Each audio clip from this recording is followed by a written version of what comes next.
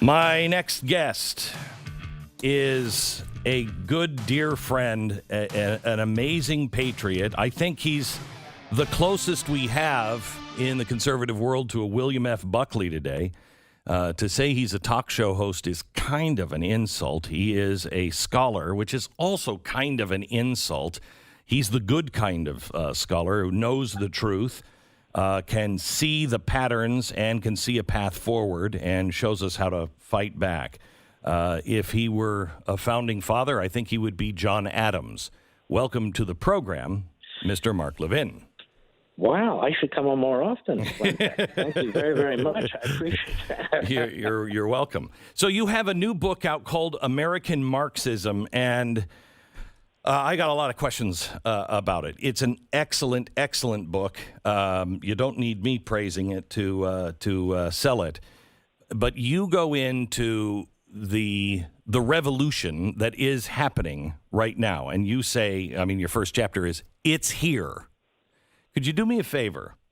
I want you to talk to somebody who is not engaged in daily politics. They don't listen to us. They're still being led by their feelings. They think they're doing good by being anti-racist, or they think they're being good by standing up for all the things that these Marxists are standing up for.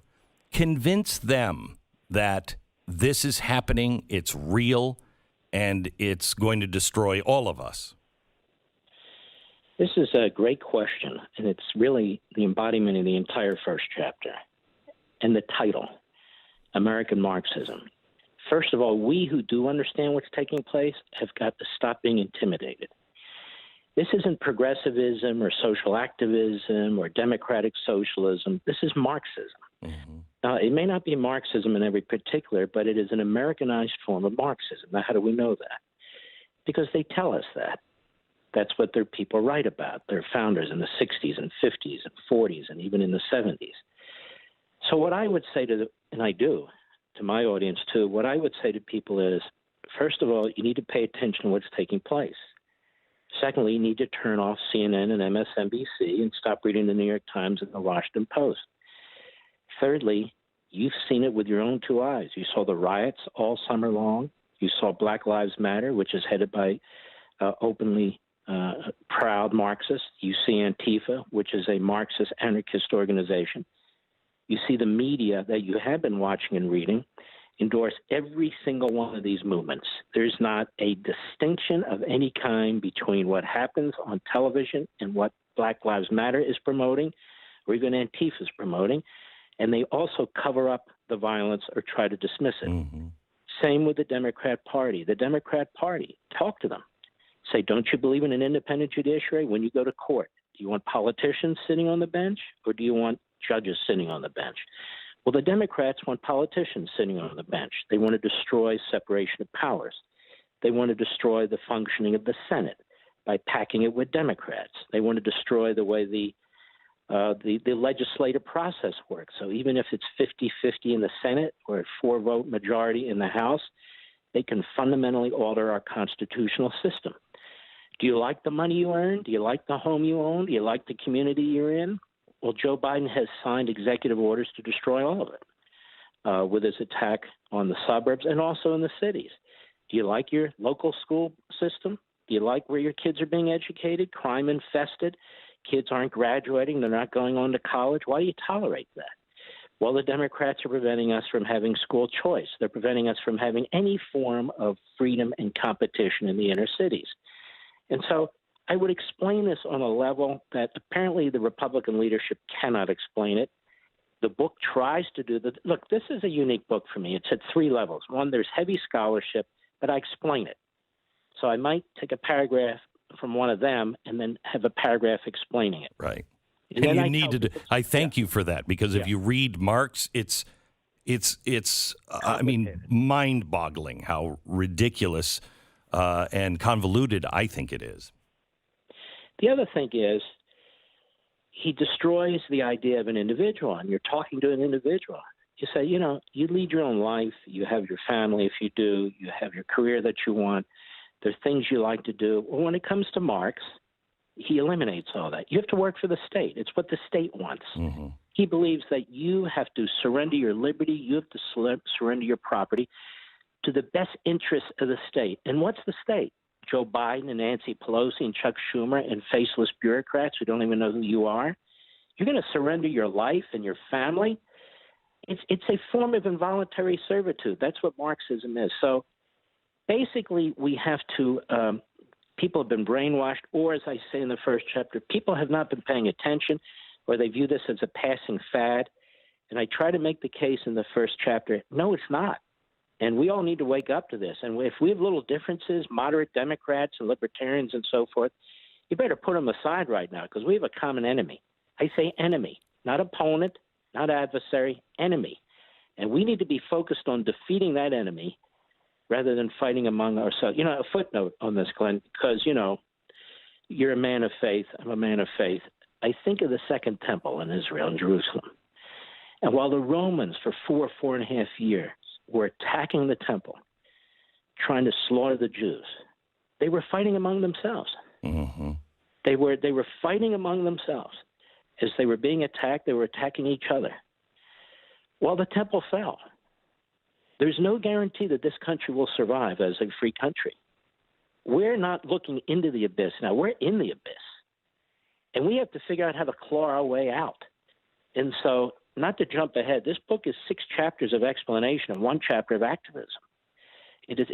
For me, it's a very unique book in the way that I wrote it. I think it's by far my most important book, given what's going on today. But you look at the attack on the cops. You look at Soros with the prosecutors. You look at phony bail reform. You look at the open border. All these things are intended to destroy our system, destroy our culture, destroy our tradition.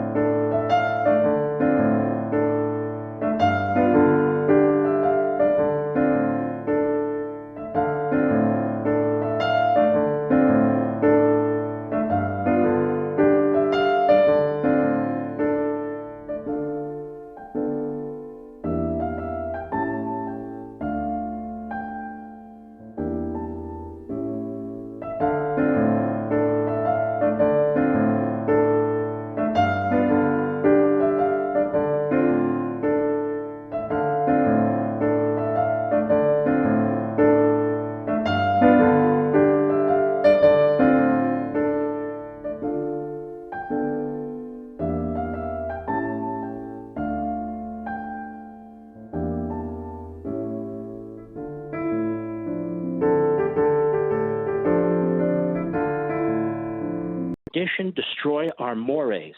Now, if that's not Marxism, what the hell is it? So let me ask you, because you go into this in depth, and I can't thank you enough for, the Cloward and Piven mentions in there. You're the guy that really, let me just give you a little kudos here. You're the guy that brought them to my attention in most of the countries. And the husband's dead, and she hates your guts, by the way. Oh, I'm very well aware of that. I'm very well aware of that. I wear it as a badge of honor. But you go into all of this, and I think, Mark, that there are 2 things going on. And I think that what is so strange that people can't figure out what they're like, what is happening? Because you have giant corporations involved in this and Marxist. Well, those 2 don't go together. And I think the elites, the real elites, the very, very wealthy corporations and people like Klaus Schwab, I think that they are using these Marxist revolutionaries as useful idiots. They're going to destroy it, and we'll be there with the answer. And it won't be what the Marxists want. I have a little different take on this. Okay. I think, and either of us could be right, because who knows? I know. But I think these corporations have decided that the other side's going to win. And these are not capitalists, they're corporatists. Yes. And you see them, they operate in China. Mm-hmm. They operated during the Third Reich. And because China needs them and the Third Reich needed them, as long as they behave as they demand. And I think a lot of these corporatists are no different. And that is this. They believe the Democrat Party, they believe the culture, they believe it's all been conquered. And rather than face the wrath, they're going to throw in with them. They'll pay the higher taxes. They'll deal with the regulations. And they will use them to help crush their opponents, which is what they're doing, which is what the Democrat Party is trying to do with the voting rules with the Republicans. And they'll use them to crush their opponents. And because for the Democrat Party, Glenn, it's about the Democrat Party, like a Marxist party. What is China? It's the Communist Party. What is Cuba? It's the Communist Party. What is North Korea? It's the Communist Party. The country's irrelevant. The people don't matter. Right. The power's in the party. Well, what is the Democrat Party trying to do? You're going to have Joe Biden, who's going to go on about Jim Crow and attack these Republican legislatures because that's all that stands between them and absolute control of this country. They did it in California. They've done their experiments in different states. Now they want to nationalize the process. So it doesn't matter if you vote. It doesn't matter if the state legislatures are Republican. They are going to nationalize it. They're going to have one-party rule because the power, the authority, the allegiance is to the party. Let me ask you. These corporations, I think, see this.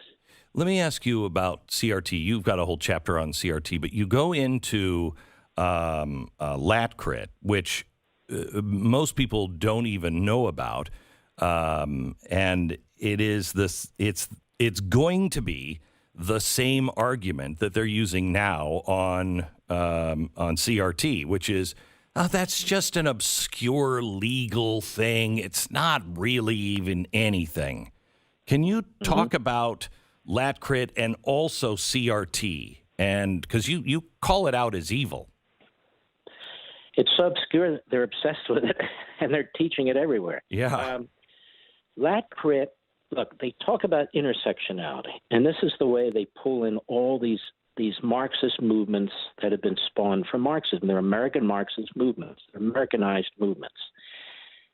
And I explain in the book a guy by the name of Herbert Marcuse, who was a Marxist in Berlin. After World War I, the communists and the fascists were fighting. Hitler took over. He couldn't understand why the proletariat didn't rise up. And you'll notice something. The proletariat never rises up. It's always a cabal or a third or whatever it is of the population taking charge. There is no rising up of any proletariat bottom.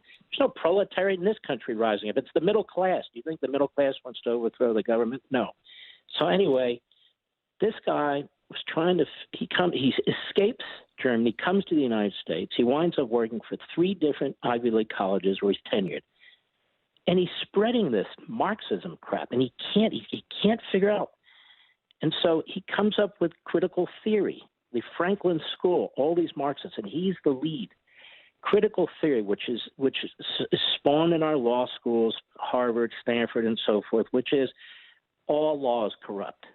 Now, why is it corrupt? Because it needs to be viewed through the eyes of those who've made it and not the victims of it. And so there's another professor by the name of Derek Bell said, this is a great idea. I'm going to apply that to race. That is, you have to view everything through race.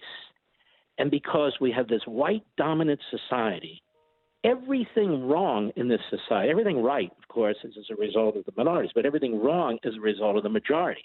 And so it's this white dominant culture. If we don't destroy this, then there'll never be equity. And they reject a colorblind society. They reject Martin Luther King. They despise the whole civil rights movement. That's crazy. As Marx despised socialism because he said these halfway measures are stopping the revolution.